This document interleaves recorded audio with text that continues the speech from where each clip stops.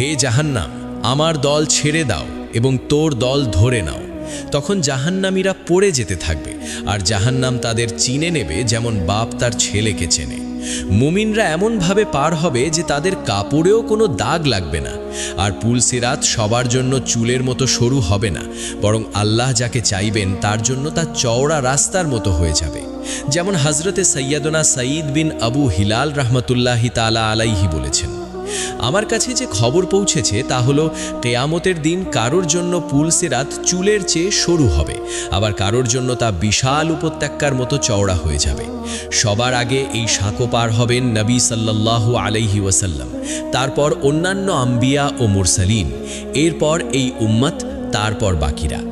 রিওয়ায়েতে এসেছে আল্লাহ হজরতে সৈয়দনা দাউদ আলাইহিস সালামকে বলেছেন, ইয়া দাউদ, তুমি কি জানো কারা সবচেয়ে দ্রুত পুলসিরাত পার হবে?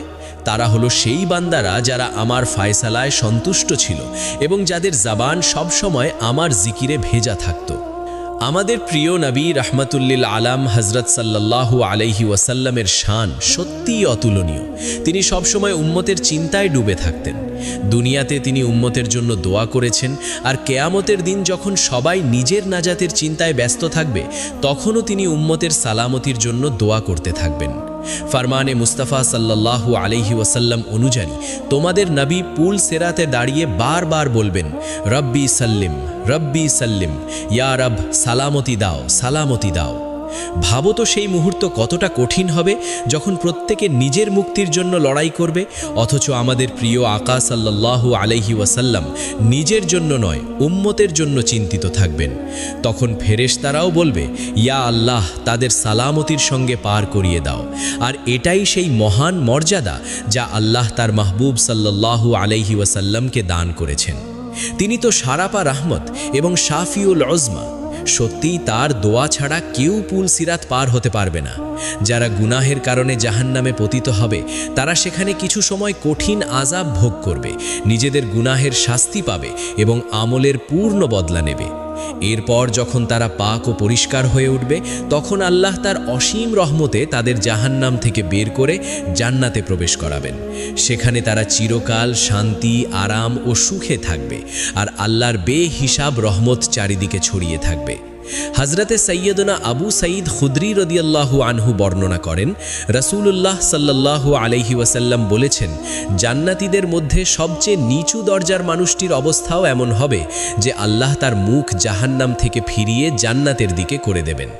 সে তখন একটি ঘন ছায়াময় গাছ দেখবে এবং বলবে, ইয়া রব, আমাকে ওই গাছের কাছে নিয়ে চলো যেন আমি তার ছায়ায় একটু স্বস্তি নিতে পারি। আল্লাহ তাকে জিজ্ঞেস করবেন, এটা দিলে কি তুমি আর কিছু চাইবে না? সে কসম করে বলবে, না ইয়া রব, আর কিছু চাইব না। তখন আল্লাহ তাকে সেখানেও পৌঁছে দেবেন এবং সে সেখানে কিছু সময় আরামে থাকবে। এরপর সে আরেকটি আরও সবুজ এবং ফল ভরা গাছ দেখবে। তখন আবার বলবে, ইয়া রব, এবার আমাকে এই গাছটির কাছে নিয়ে চলো যেন এর ছায়া ও ফল উপভোগ করতে পারি। আল্লাহ আবার জিজ্ঞেস করবেন, আর সে আবার কসম করবে। এরপর আল্লাহ তাকে সেখানেও পৌঁছে দেবেন। কিছুক্ষণ পর সে আরেকটি গাছ দেখবে যার পাশ দিয়ে পানি প্রবাহিত হচ্ছে। তখন সে আবার অনুরোধ করবে, ইয়া রব, আমাকে এই গাছটির কাছে নিয়ে চলো যেন ছায়া, ফল আর পানি সব একসাথে পাই। আল্লাহ তাকে জিজ্ঞেস করবেন, এটা দিলে কি আর কিছু চাইবে না? সে কসম করবে। তখন আল্লাহ তাকে সেখানে পৌঁছে দেবেন। এরপর সে জান্নাতের দরজা দেখতে পাবে এবং চিৎকার করে বলবে, ইয়া রব, অন্তত দরজার কাছে নিয়ে চলো যেন এই রঙিন জান্নাত একবার চোখ ভরে দেখি। আল্লাহ তাকে দরজার কাছে পৌঁছে দেবেন। সে সেই সৌন্দর্য দেখে বিস্ময়ে বলবে, ইয়া রব, আমাকে ভেতরে ঢুকিয়ে দাও। তখন আল্লাহ তাকে জান্নাতে প্রবেশ করিয়ে দেবেন। ভেতরে প্রবেশ করার পর তাকে বলা হবে, এখন যা ইচ্ছে হয় চাইতে থাকো। সে চাইতে থাকবে আর আল্লাহ বলতে থাকবেন, এটাও নাও, ওটাও নাও। এভাবে তার সব চাওয়া পূর্ণ হয়ে যাবে।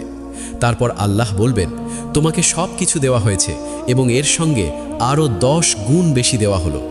সে তার জান্নাতি প্রাসাদে প্রবেশ করবে। তখন দুইজন হুর তাকে স্বাগত জানিয়ে বলবে, সব প্রশংসা সেই আল্লাহর যিনি আমাদের তোমার জন্য আর তোমাকে আমাদের জন্য সৃষ্টি করেছেন। সে আনন্দে বলবে, আমি যা পেয়েছি এমন আর কোনো জান্নাতি পাইনি। শেষ পর্যন্ত আমরা আল্লাহর কাছে হাত তুলে দোয়া করি, ইয়া আল্লাহ, আমাদের জাহান্নামের আগুন থেকে বাঁচাও এবং জান্নাতে প্রবেশ করাও। আমিন।